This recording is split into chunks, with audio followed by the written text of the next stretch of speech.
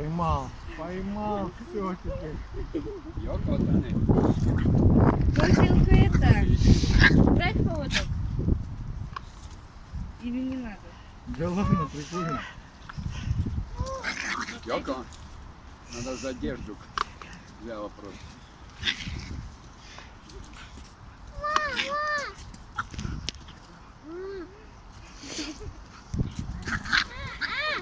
Вот так вот, за ноги. Думаю, если здоровый, то все. Молодец, не боится.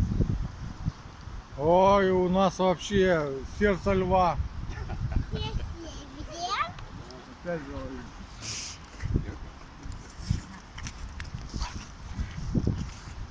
Мы его и называем